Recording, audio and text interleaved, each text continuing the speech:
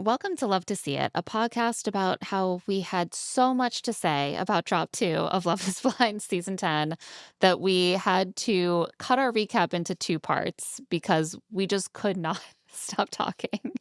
This is part two. So if you missed part one, make sure to go back into your feed and listen to that one first. But if you're in the right place, then let's dive back in to episodes 7 through 9 of Love is Blind Season 10. So let's move on to Jess and Chris. Because God. this was the heel turn I suspected was coming. I was bracing myself for it. And oh my fucking God. It's rarely so much worse than you expect. Right. Even from the previews. It's it's so much worse.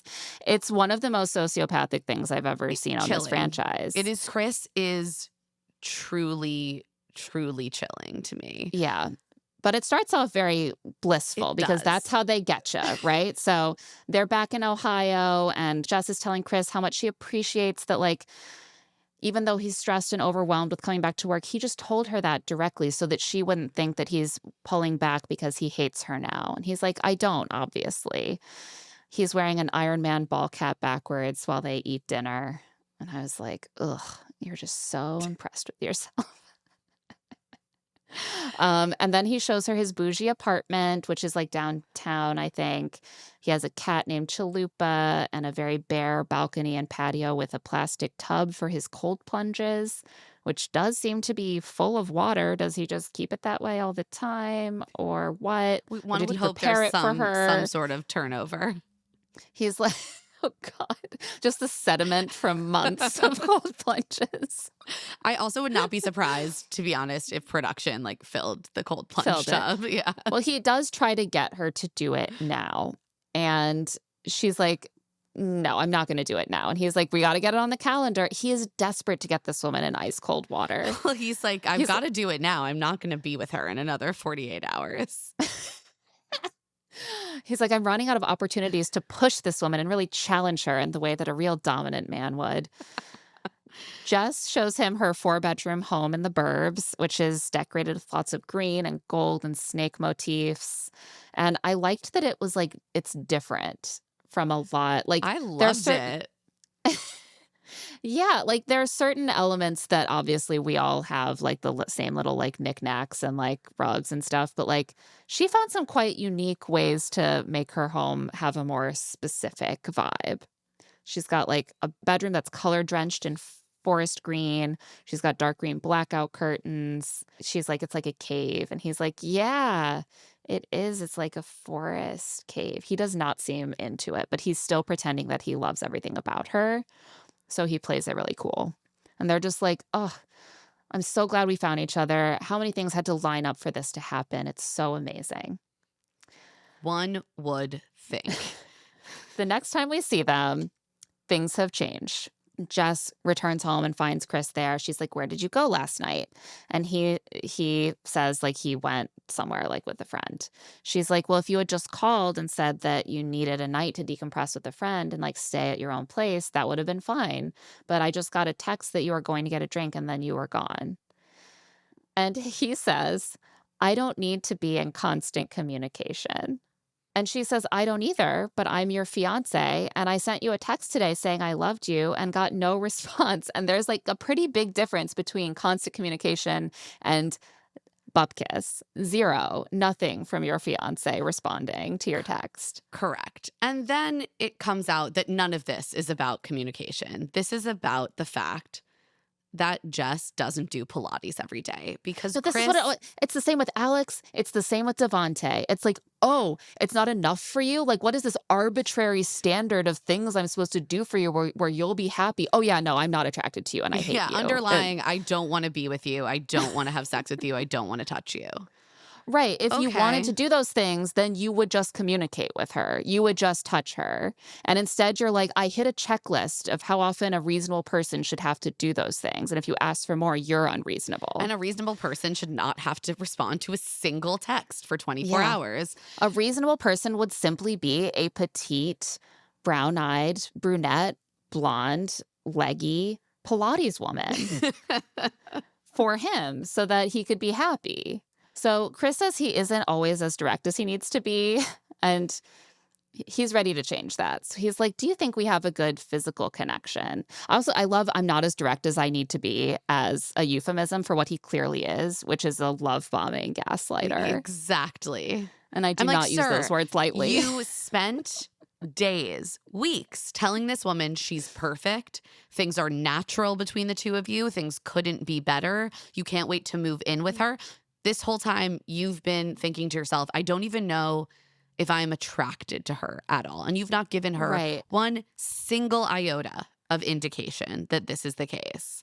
I should have been more direct. When I said everything about you is perfect, I couldn't be happier, I was trying to sort of subtly hint at the fact that I hate your body, but I agree. I wasn't quite as straightforward about that in my verbiage. So now he's ready. He says he's trying to pick his words carefully. He says, we got engaged for a reason.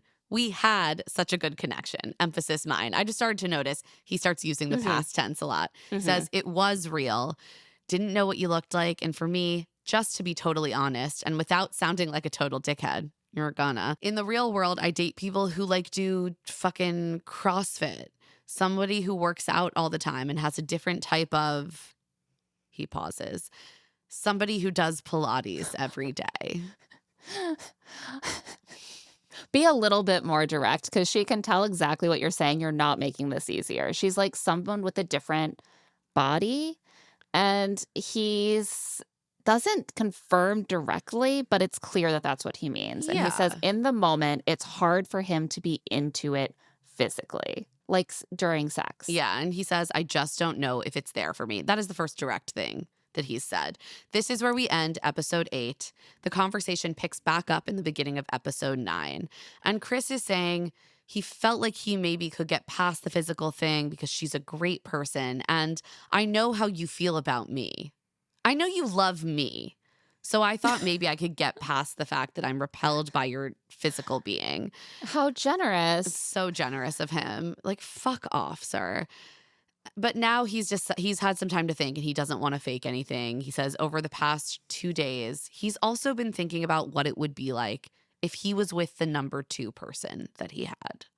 So not only is he not into it with Jess, but he's also been thinking about Brianna. But also he tries to hedge by continuously saying, but I want to see things through. See things through. He wants in to other be words, on you want to camera. make it to the wedding. Yeah, he wants Like, to be what on does see camera things- for more days. yeah. That's what he means. He wants to finish the process. And Jess, of course, is like, this is all really hard to hear. She starts to cry, and Chris says that he doesn't want her to be sad about it. Oh, Well, I'm if you so don't sorry. want her to be, then she won't be. He's like, why are you being sad? That's not what I wanted to happen. So it shouldn't be happening. Fix your face. Fix your emotions. He's like, I want to keep trying because we have fun together. And then he says, right? In a really upbeat, encouraging voice. I was Like- just like, in what world can someone continue with you after you have said these things? Like, how could I was you astonished. how could you be a person in this relationship when someone has just said to you, I expect a person with a different body who does Pilates every day. That isn't you. I'm not into it when we have sex. But we have a good time, and I did have feelings Right? for you, right? Yeah, let's keep trying, right? It's so condescending. It reminds me of when like your small child has a huge meltdown about something and you're trying to like coax them out of it by like reminding them that they're about to do something fun. You know, you're like, we don't need to think about like how you dropped your cup. Like, we're about to go to the zoo, right? Like, it's going to be fun. He's doing that to her. Like, don't worry about the fact that like I just said I'm not attracted to you and it's just not there and I wish your body were different. Like, it's gonna be great, right? Like, we can just go do this. Like, stop crying. Like, forget what just happened. That's not how any of this works. This man is a full sociopath. And Jess says, well, I don't know how I'm supposed to be fun now. And Chris seems like both shocked and annoyed. He's like, oh, wow. Okay. I'm like, is he playing dumb about the obvious No, outcome of what he victimized. said? He's being victimized, Claire. He truly, as we see later, he believes that he is now the victim because he has been honest with her and she doesn't want to be with him anymore as a result. I just And so truly he's the cannot. victim. I can't see what the game plan was for him here. The only reason to drop this is for a nuclear breakup moment. There's so many ways you could introduce conflict and drama into your relationship if that's what you want to do without the nuclear breakup option. But what you just did, that's the nuclear breakup. You And were like, Jess, I hate your body. And I'm thinking about someone right, like else. the end. Jess says she feels stupid. She's like, I told you I work at the hospital every day.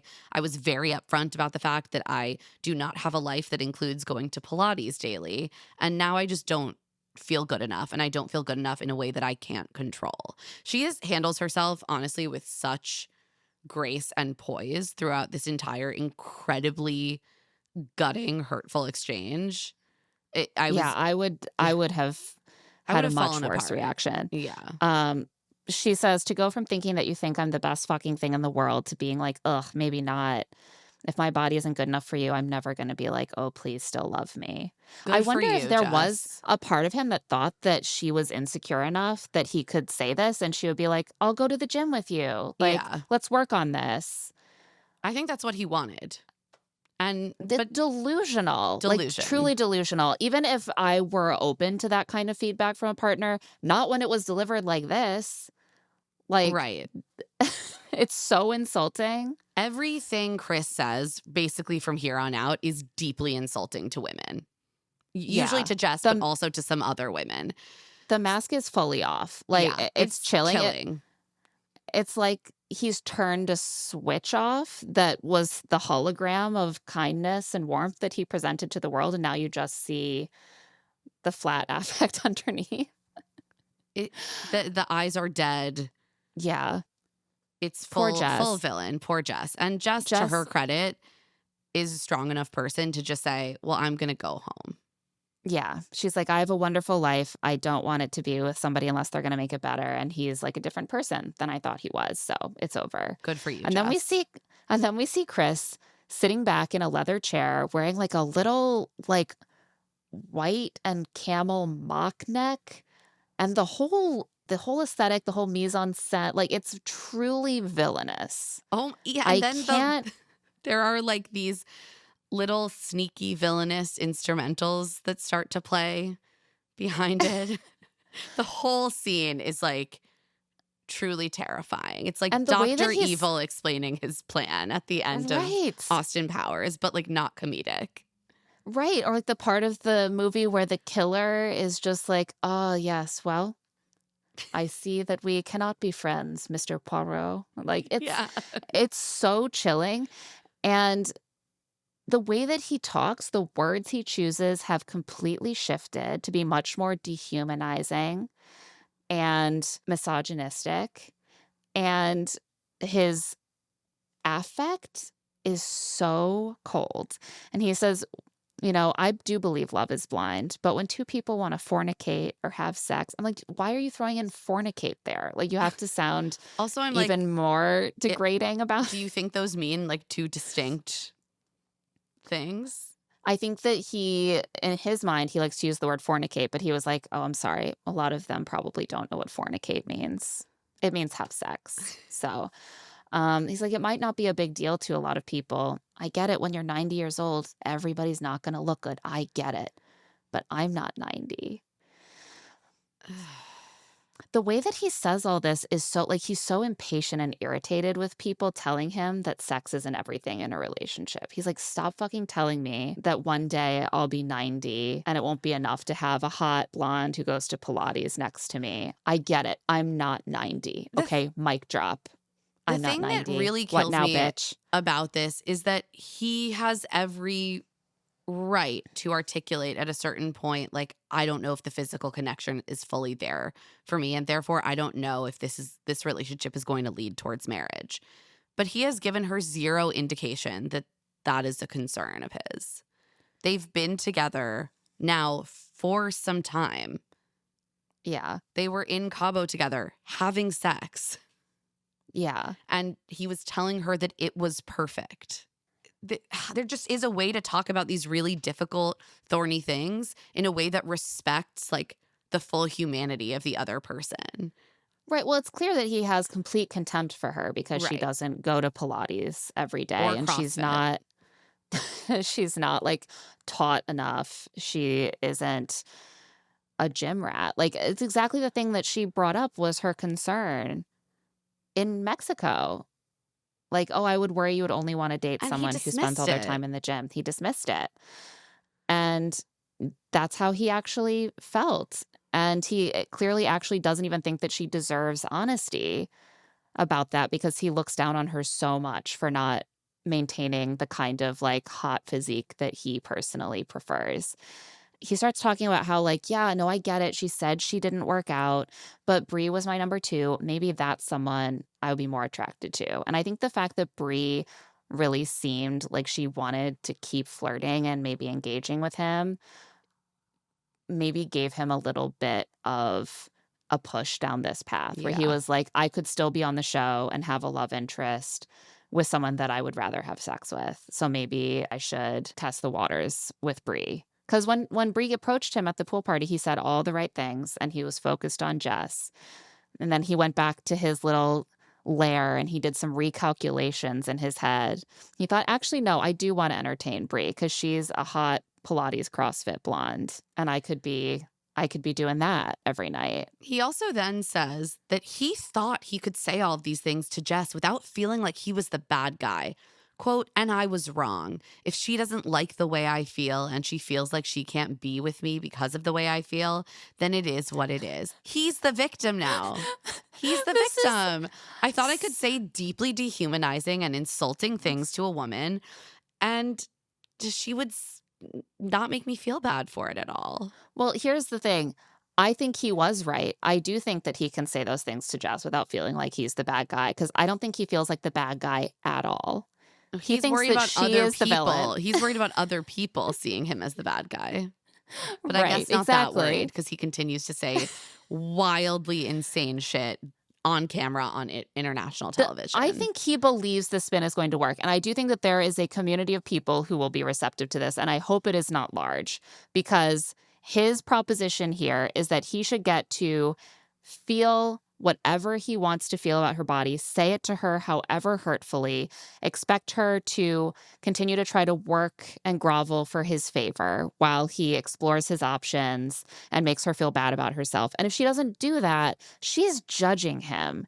She is making him feel like the bad guy by not going along with his plan. I do wonder if part of this is all like rooted in the fact that he just really does love dominating women. And with I think Jess, he that's a had to lot of play it. at being this evolved egalitarian partner, and he is sick of it. He's like, I want to break her spirit. I want to show her that I'm boss.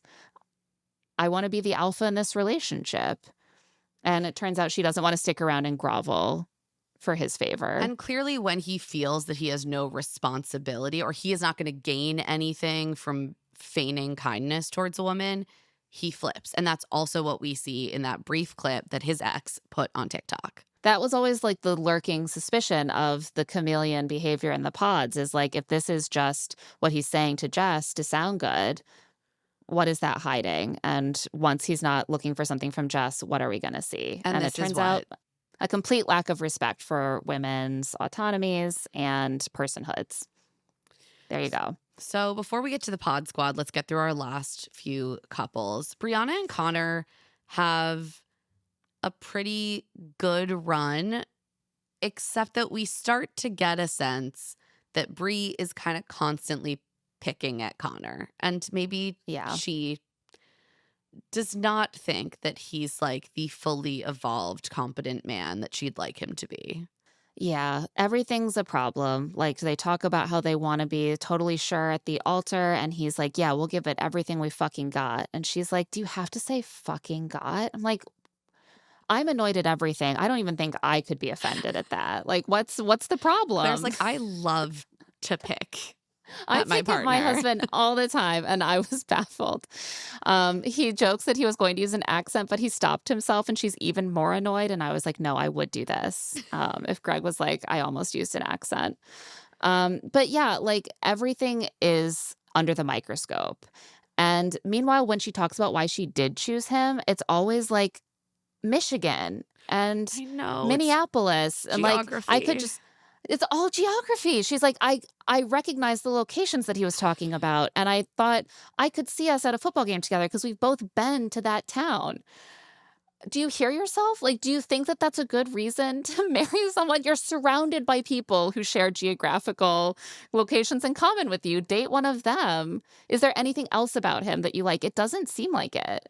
No, she certainly doesn't like his house, which No. is like a fairly typical dude home. I was pleased that the clip that they showed us of a mattress on the floor was not his bedroom. It just was the unfortunately quite messy guest bedroom. There's Yeah, that's also, clearly his room where he just like shoves messes that he doesn't want to deal with. We've all got one of those. I tape in mine, so you yeah, can see I'm it like, in the I background. have lots of piles, to my husband's chagrin. But Chris also has like a tapped keg in the yard that's just been sitting there for Yeah. months. A Christmas tree still up in March. Like, I Yeah. understand Bree being like, Connor, get it the fuck Connor, together. put your Christmas tree away. I mean, I will say maybe they left for taping when it was only February. When did they start? I think they went from like early March until into April. Okay. He should have taken it down. I relate to Connor a little bit because I'm also kind of a mess. And the things that she picks at, some of them are like, yes, a keg in the backyard, gross. A Christmas tree still up. It's March. But then they're in his bedroom, which seems pretty tidy. And there's a very heavy dark wood bedroom set by Raymore and Flanagan, probably with like a 4-poster bed, like something I would see in a Labor Day weekend sale ad on local TV, you know? It seems fine. And what does she do? She finds one paper on the dresser and she's like, this is dated 2022. Why is this still here? Who cares? It's not like his bedroom is covered in papers. It's one paper. He's not a hoarder. He's just messy. It's a poem that he wrote. Maybe he doesn't want to throw out the poem just because it was written 3 years ago. And he shows her like his office gaming room with the purple lighting. His garage is a man cave. Multiple of them have man caves. He and Yeah, they're all- Jordan both have like dedicated man caves. I was like, this well, is we're seeing the Ohio Yeah. like real estate prices. They're I like, know. obviously my final space is just a man cave because I didn't know what else to do with all this space I've got. I mean, that's the thing. In New York City, you really don't often end up dating men with man caves because they just have like tiny apartments where their mattress is on the floor. Exactly. Yeah. So not relatable to me. Like it seems fine to me in many ways. It's not that bad. However, I can't defend him on one thing, which is that one of his doors, his outside doors to get into the house, just has a cabin hook, like latch to lock it. This is like only using the security guard latch on your hotel door. Like it's not supposed to do the work of a deadbolt. That's not what it is. It's very alarming, and Bree is 100% correct that this does not count as an actual lock, and she is not secure in the home. This is when we see the clip of her apparently being like frog marched to the door with, you know, and kicked out by Connor. She is just telling him that she's going to test the lock, and she does. And it immediately gives way because nothing could be easier than kicking in a door that is only bolted with like a hook and eye latch that's like screwed into the door frame. Connor. He's shocked. He's like, I didn't think that was possible. Connor, get a goddamn deadbolt. So they both meet the families. Breezy introduces her mom to Connor, who is also very excited about the geographical connections, and it goes pretty well. But when Bree is talking to her mom on her own, she's saying things that make me continue to believe that she just doesn't like Connor that much. She'll be like, Yeah. well, I'm such a self-motivated person. I'm a go-getter. And the strong undercurrent is like, and he isn't. And that Right. concerns me. Because he doesn't fold his clothes in his suitcase and he didn't take his Christmas tree down yet. She's like, maybe I just don't need someone to match me. Maybe I need someone who can balance me. But it doesn't actually seem like she enjoys being balanced at all. It seems like she resents and is frustrated and irritated by the fact that he is not up to snuff in all of these ways, that he is not the same as her. But she's like, he loves me so much. I'm just getting the sense that they're not a match unless they are just like Yeah. showing us a truly abysmal edit. Yeah. She even says she's waiting to introduce him to her dad until she's more sure, which is something we don't often see when things are going well. Connor returns to talk to the two of them, and she teases him in front of her mom about the Christmas tree being up at Easter. She's like, he's just a boy. He's just a boy. And even her mom has to step in and be like, or he's a man. I was like, she's shitting on him so much to her family that her mom is like having to step in. Be to a little nicer, refresh- darling. Be a little nicer. And something that emerges also with his family, and we'll see this later, is that there's a narrative that she has about Connor, which is both like so disdainful and like nothing he does is ever good enough. And also the excuse of he's just a simple boy. He's just a guy. And both of those things I find really maddening because Yeah. I think she like her standards are really high. And if he doesn't meet them, maybe she should just cut her losses instead of constantly tormenting him. But also like having a completely different standard for boys and men I is know infuriating to that me. being the default is so annoying. I'm like, no, yes, he is a boy. He's a man. And he also is a fully capable person. And so if you Right. need more from him, either you're just not a match or you should trust that he has the capabilities to step up, right? Because Yeah. you should be equals in this. And if you don't feel like equals, maybe again, it's just not the right relationship. My house probably looks more like Connor's than like hers, to be honest. Like, I do not think that this is at the level that she is splitting hairs here. I don't think it's fully a gender thing. Like, I girl. agree. I am messier than my husband. I am like Emma and Mike in that Yeah. respect. And we see it with Emma and Mike. It is a reverse dynamic, but we see how this feeds into the idea that we can have different standards for men specifically, and not just people value these things differently. Different people have different approaches to housekeeping, and we should all try to compromise and work together to meet a good place. So after this meeting, it seems like they're doing okay. We see them in the kitchen, like cooking dinner together. She's mostly watching while he cooks the chicken, and she's giving some good positive reinforcement. She's like, look at him. He's cooking. Why are you putting that plastic container into the microwave? You're trying to give me cancer. Oh, this is And so he's like, indicative of their dynamic. She's like, you're just like, it's so frat. You're like the house dad of a frat. And he says, I wasn't even in a frat. And she says, why be in one when you can just do it in your 30s? And this really hurts Connor's feelings. And he says, kind of like downcast, could be a little mean sometimes. And she tries to kind of smooth this over with like a You're kiss. right. Yeah, she's like, oh, you're right. I should be nicer. That's good feedback. But like, look at you. You're doing it. You're cooking. But he still seems kind of down. I think that the criticism is really starting to get to him, especially since we know his highest priority in a relationship is someone who lets him be him. And I think out of all the couples, he is one of the people who is least allowed to be himself. Connor and Bree go to meet Connor's parents and his two sisters.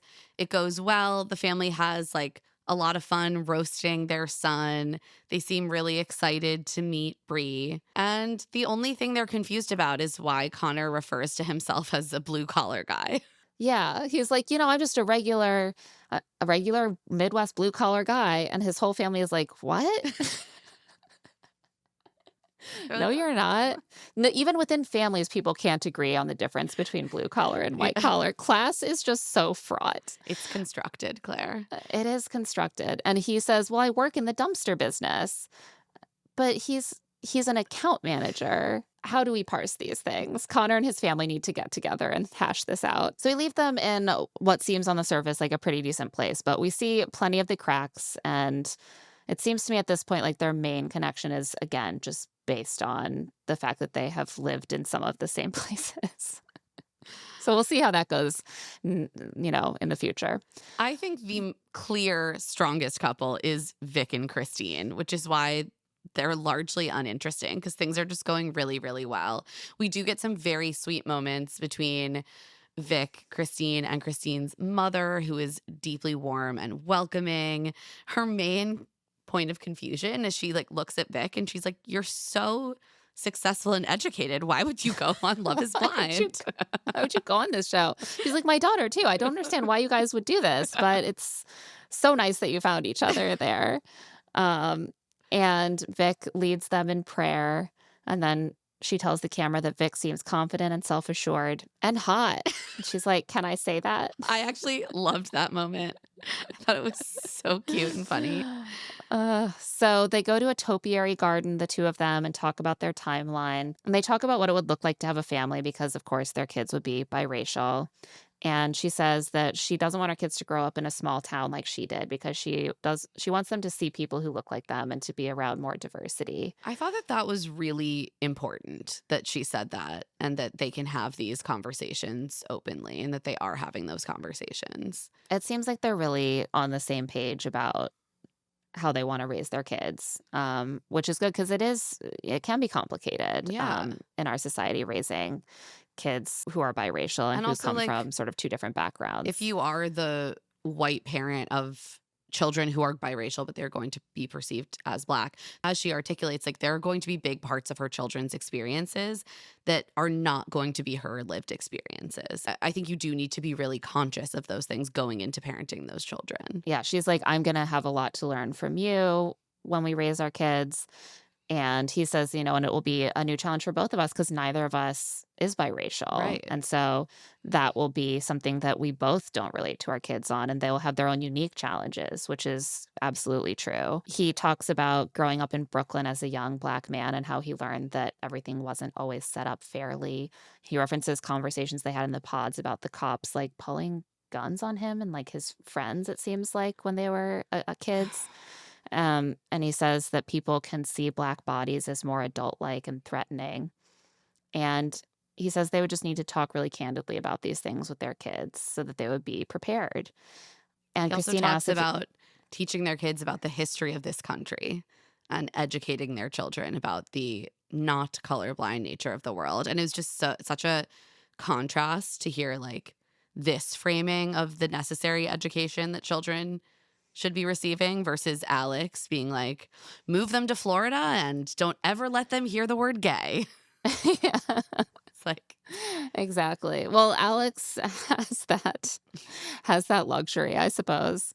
Christine asks if Vic has any fear with having a white woman as the mother of his kids, and he says no. But he's like, yeah, it will be something we'll just have to work on together and be a team. And then he takes Christine to his university, and she's very excited to like see him in the classroom.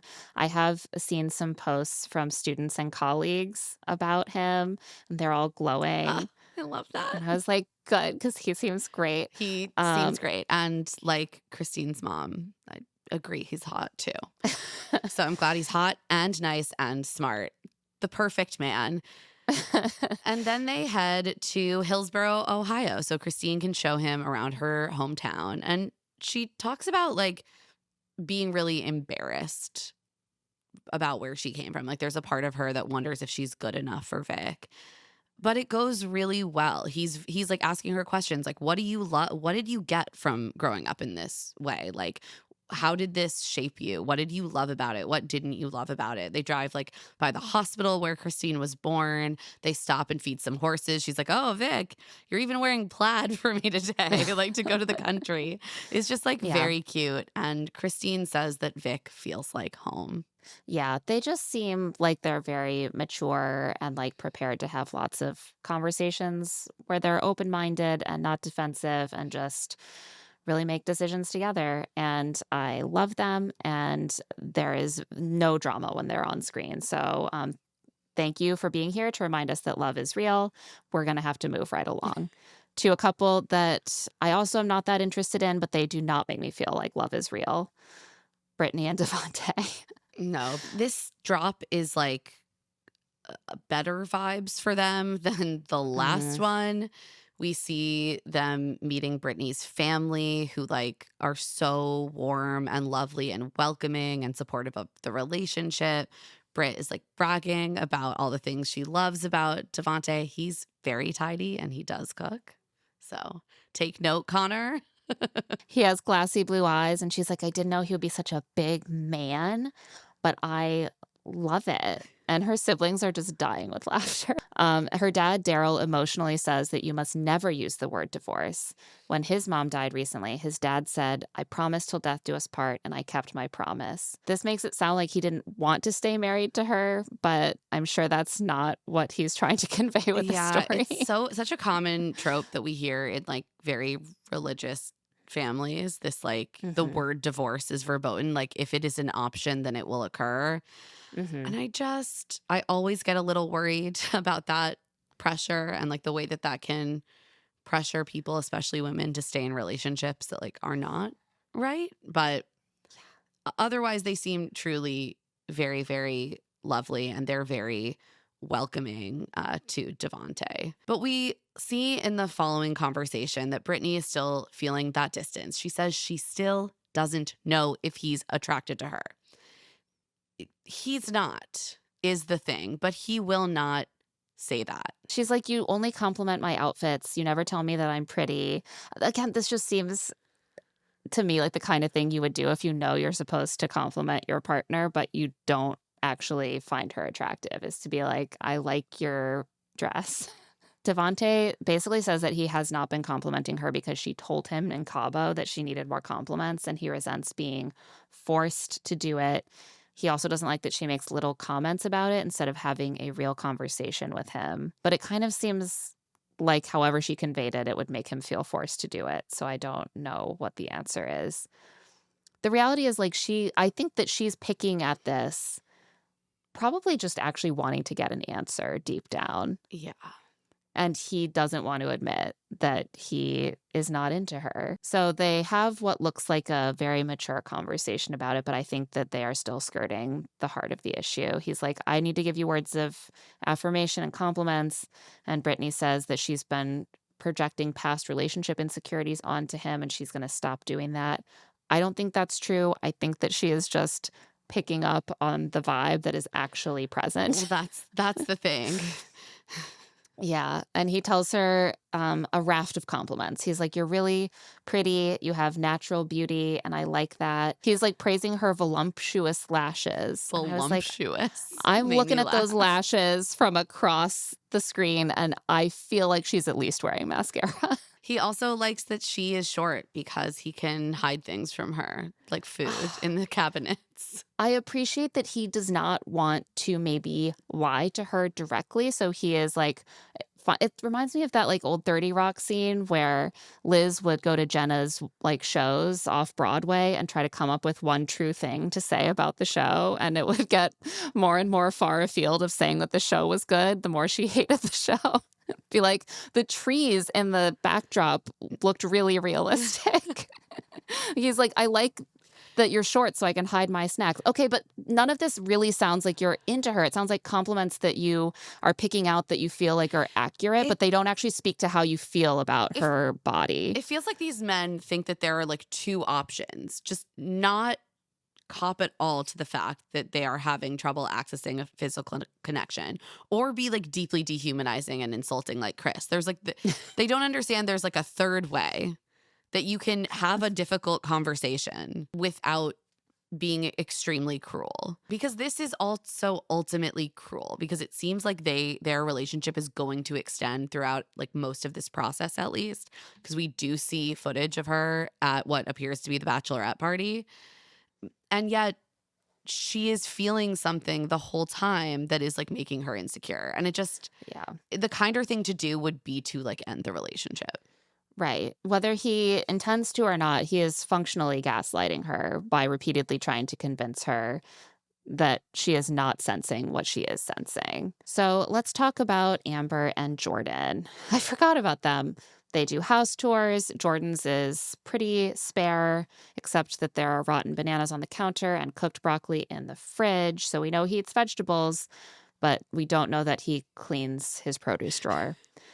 In the semi-finished basement, he has his man cave, darts, solo cups, projector screen. Like, it really feels like the room where your teenage son invites his friends over to get baked and like watch horror movies. And Amber clearly doesn't want to insult the home. She is much more diplomatic than Bree, for example, but she's sort of like, maybe we could have like a slightly nicer place. And he agrees. Her home in Mount Vernon, which is an hour outside Columbus, is a slightly nicer place, I would say. It was a fixer-upper. She has fixed it up a lot. It's more of a grown-up house, I would Yeah. say. And we see like a beautifully constructed dollhouse that she's made for her daughter, Emma. She's clearly put a lot of care into this place. So she's like, maybe, do you want to move in with me? Especially because my daughter's school is here. These people are always on Love is Blind dating parents, and then they're like, why don't you just pick up your kid and move your kid away from their school and everything they know so that you can live in the city where there are more restaurants that I like? Like, get real. That's not the situation. That's not what's happening. Well, yeah, then you just shouldn't date someone who has to live in the suburbs, which is fair. I wouldn't. Personally, if I was Exactly. on a dating show and someone was like, I have to live in the suburbs because I have a 7-year-old, I would say, well, that's just not a situation for me.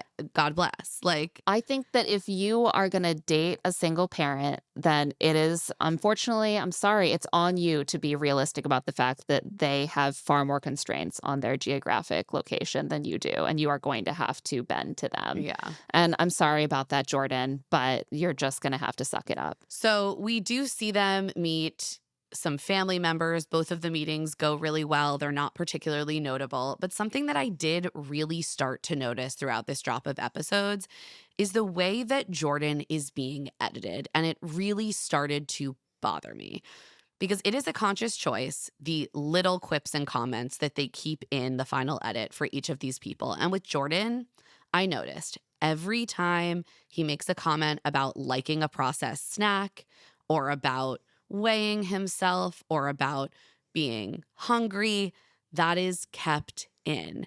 And it just really started to pile up for me throughout this batch of episodes. And I was just like, this is feeling icky. Like, what picture are you trying to paint? Why do I care if he likes Teddy Grahams? Like, lots of people do. Yeah, no, actually, I don't even think I noticed this because when he and Amber were talking about all the children's snacks and how much he loved them, I was like, I also love Teddy Grahams. And like, Same. how great was it when I got to start eating Teddy Grahams again? Like, what a perfect food. And applesauce and like graham crackers and all these fun things you don't think about until you have kids. But you're right. What they're doing is only leaving in fun character development scenes where he is talking about how he just like loves to eat and eats processed foods, can't stop himself from eating. He's like, I'm going to eat her snacks. And she's like, well, we'll get different snacks for you. And he's like, well, I'll eat all of them. The character that they're painting is the chubby guy, the larger guy who just is ravenous and always eating and Exactly. checking his weight and then like eating more Teddy Grahams. And it's very stereotypical and problematic and also, like, I limiting. guarantee you that they have footage of every single fucking one of these people eating a goddamn snack. Before we wrap up this recap, we need to talk about the Pod Squad meetup and specifically everything that goes down during this meetup with Chris. Before the meetup actually happens, we see Chris and Connor have a little hang in like the courtyard of their building. And Chris is telling Connor that Jess decided that she doesn't want to do this anymore because he doesn't know if the physical connection between them can grow.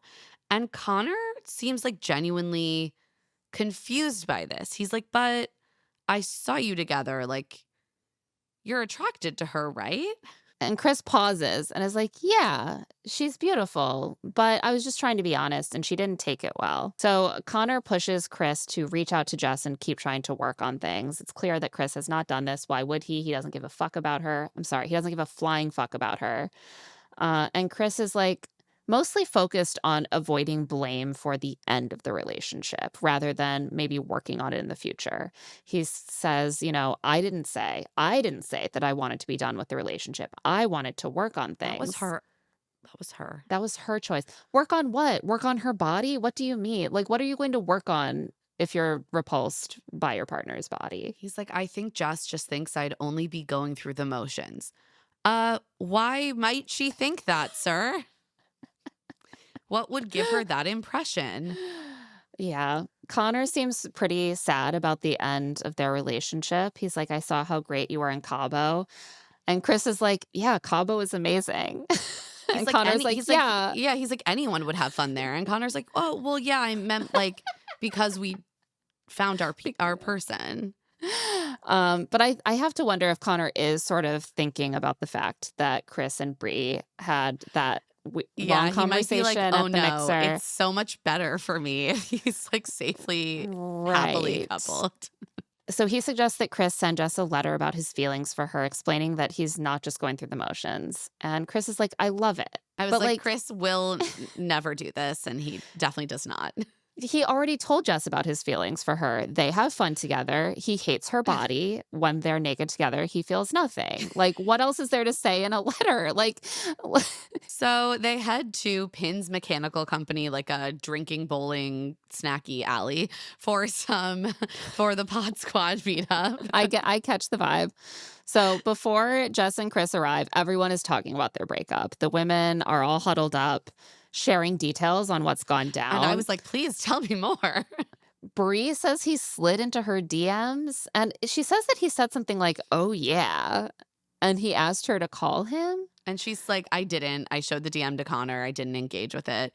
Emma lets us know that Chris apparently bought followers on Instagram. It sounds like he made a new Instagram account with like nothing on it except pictures of him with the stripper right after the breakup.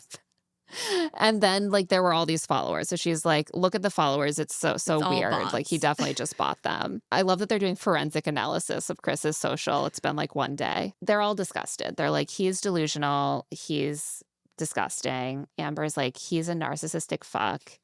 You're too fucking short to be this cocky. Bree also says that Chris told Connor that he normally goes for 21 to 25-year-olds. The man is in his 30s. He's like 33.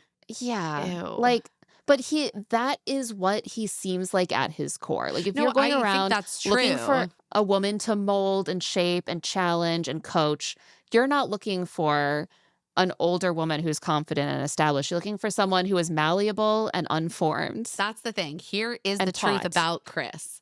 What he wants is a 21-year-old that he can put all of his like lessons learned from his men's rights activist videos straight onto. And instead, he did his little chameleon thing and he got engaged to a 38-year-old infectious disease doctor who's incredibly progressive.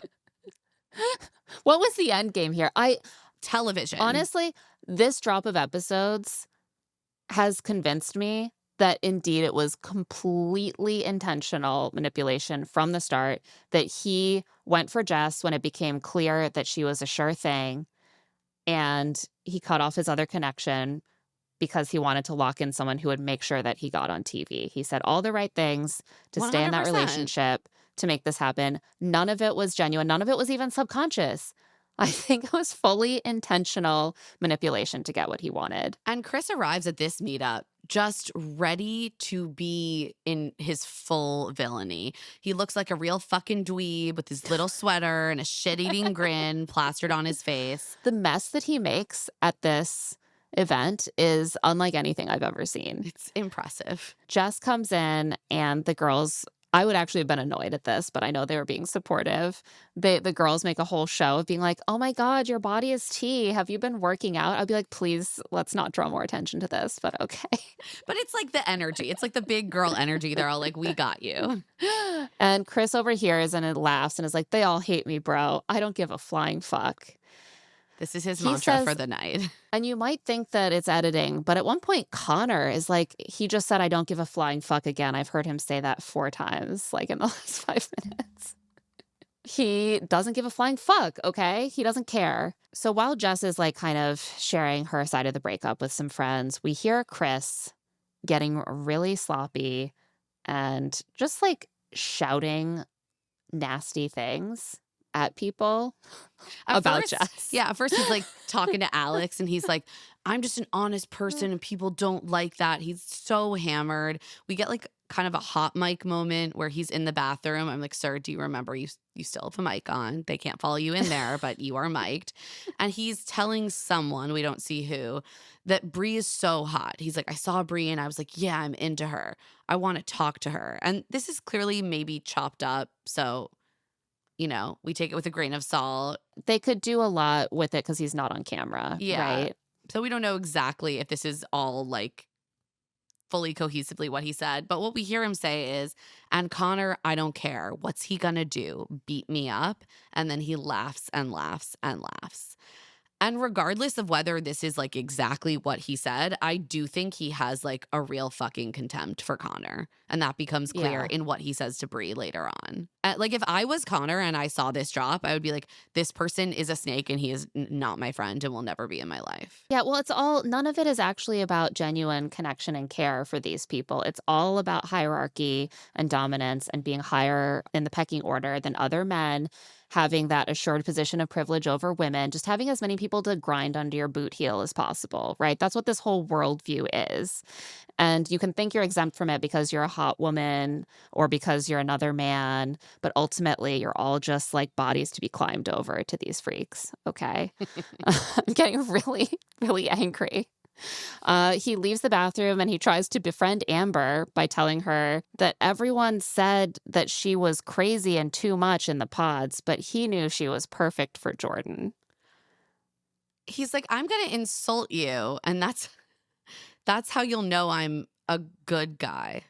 He's like, no, but like good crazy, like perfect for Jordan and like in a good He's like, way. everyone and else thought you fucking sucked, but I knew you were good for my friend. This is a crazy way to try to connect with someone. His whole way of actually genuinely connecting with women is to neg them. He's like, but he's not even good at negging. He just wildly insults them. And then he's like, why are you mad? I meant it in a good way. We see a little interstitial with Amber talking to the camera, like outside. And she's like, Chris doesn't give a shit about anything but himself. So I don't give a shit about Chris. Cut to Amber asking Chris, so you think you're going to get another hot doctor? And then walking away from the conversation. No, he doesn't think that. He thinks he's going to find a 21-year-old who does Pilates every day and CrossFit. Doctors spend way too much time in the hospital. They spend so much time helping people and not enough time doing CrossFit and Pilates. Doing CrossFit to tone their body for his sexual enjoyment. Afterwards, Priyanka, who is another woman from the pods, who we learned was actually like good friends with Alex, and they just didn't tell anyone so that they could have their pod experience. Yeah. Untarnished. Like, oh, okay. That's an aside. I have questions, but no time to think too much about that right now. Oh, you know about Alex and you're friends with him? I have It's a red flag concerns. for me. Priyanka overhears and is like, are you okay, Chris? I'm like, man, fuck out of here. Ashley and Brie also with Priyanka get into the conversation with Chris, and it is an insane conversation. He's like, I don't give a shit. I don't give a shit if Jess is a neurosurgeon or has a $100 million trust fund. If I'm going to marry someone for the rest of my life, I need someone that does like Pilates.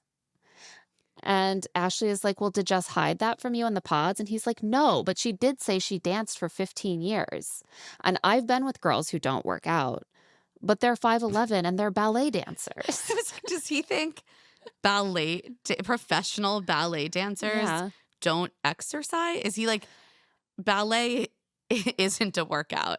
I'm like, Chris, let me break this down. Jess danced for 15 years, right? Presumably when she was younger. She's is now 38. Do you think that she has the same physique that she had when she was dancing? Just like it's calcified, like it's preserved in amber? Like the fact that you danced 10 years ago does no effect on your body now. If she told you, I danced 10 years ago, but now I don't work out, then you have to understand that that means she is not dancing now. She is not going to bar class. If she were doing those things, she would describe them as working out because they are.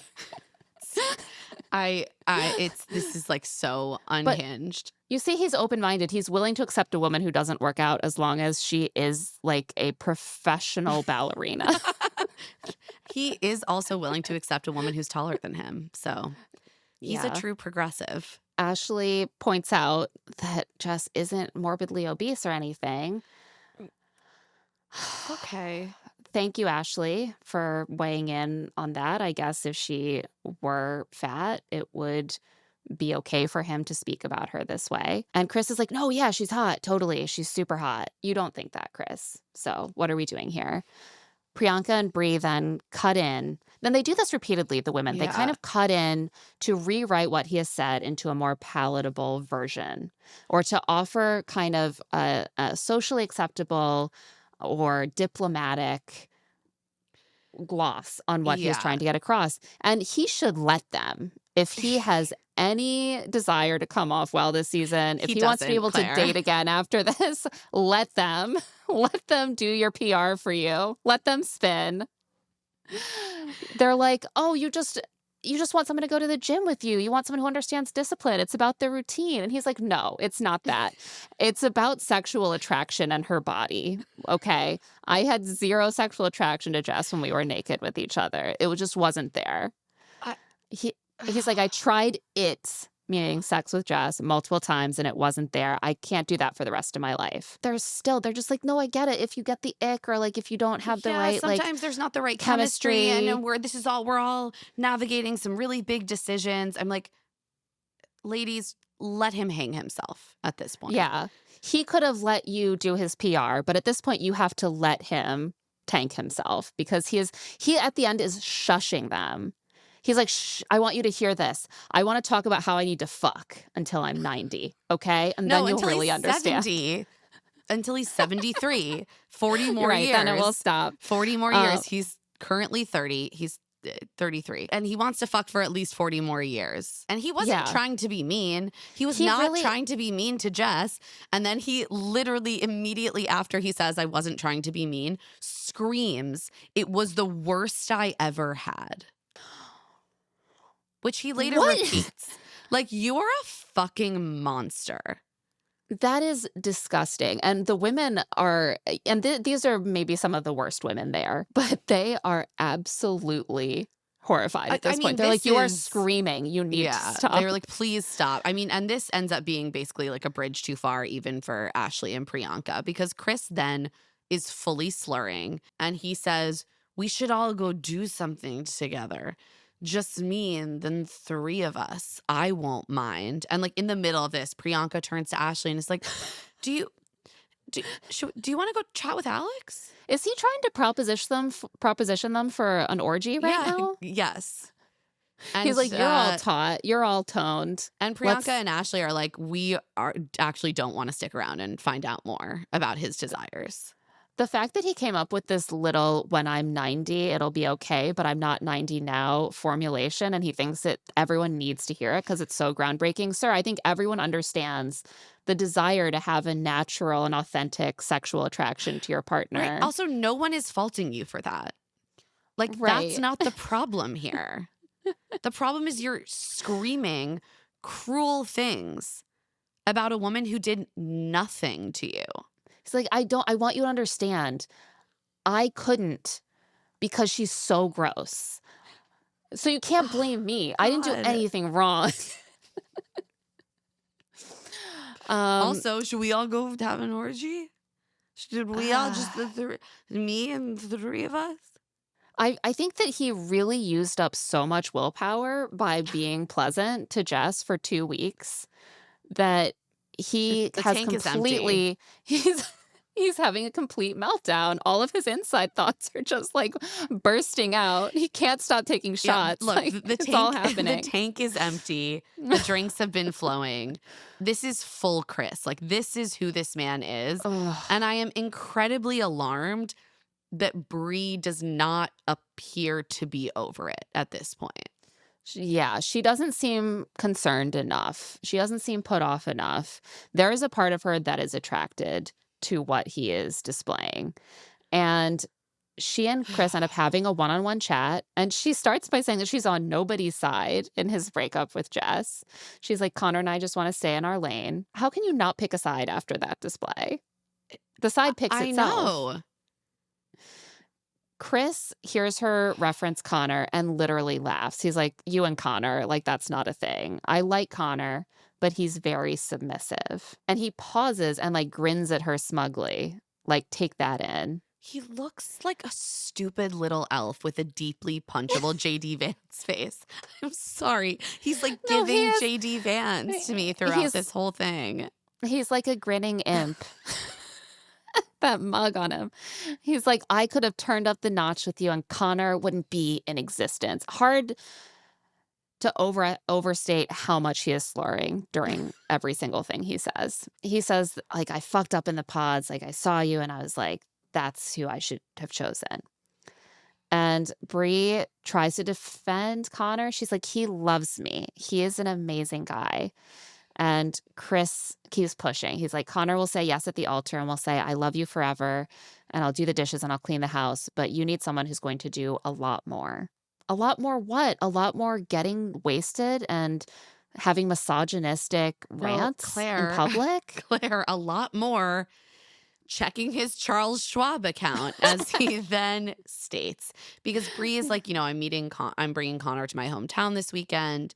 And Chris is like, oh, he's going to meet your dad? And he's still slurring, of course. Your dad's a legit man who's been successful in life. He needs someone who you're going to introduce to him to be like, hey, this is my Charles Schwab account. This is what I'm doing. This is what's going on in life. This is where my projections are in 1 to 3 years. I'm like, this is the behavior of a sociopath. Imagine being like, hello, Mr. McNeese. Here's my Charles Schwab account. Here's what's going on in life. This is where my projections are in 1 to 3 years. Like, take your coat off, say hello, make a little small talk. He walks in just holding up his online banking app up on his phone in front of his face. Like what you see?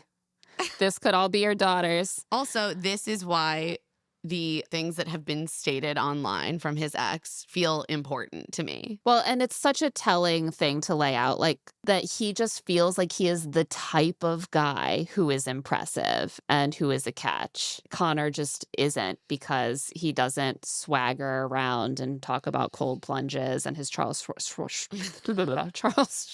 account like Chris does. It's all fucking image.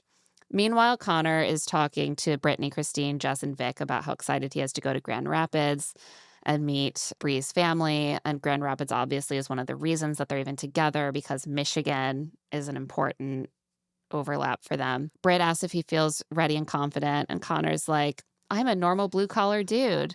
If Bree has confidence in me, that's it. And he says he talked to one of her friends. He doesn't think she's looking for someone to outwork her, outmotivate her, out-alpha her. And Jess agrees. She's like, Bree and I are similar. You're exactly what she needs.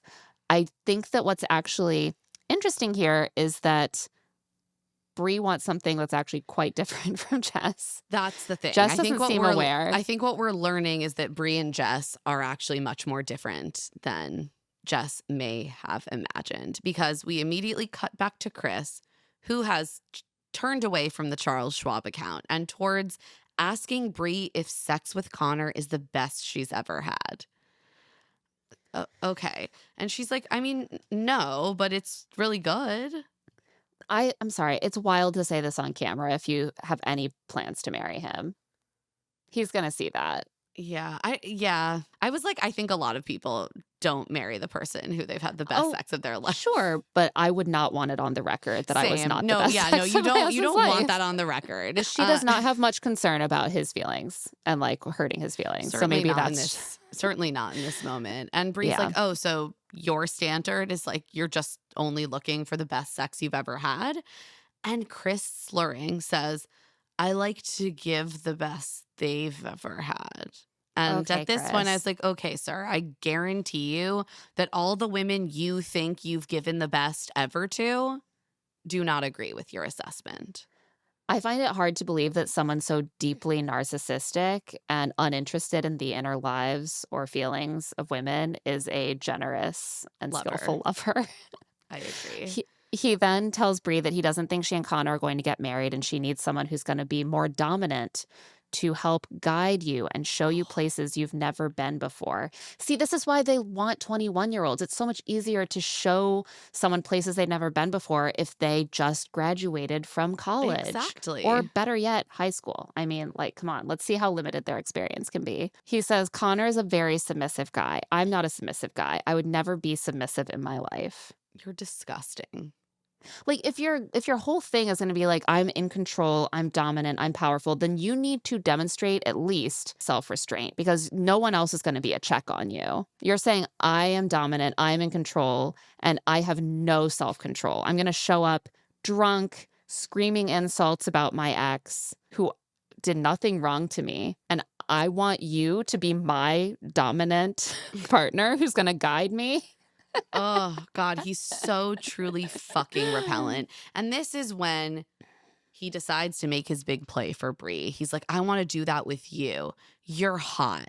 You're someone I'd go for in my normal life. And I feel regret because I saw you and I was like, that's literally the girl I'd propose to.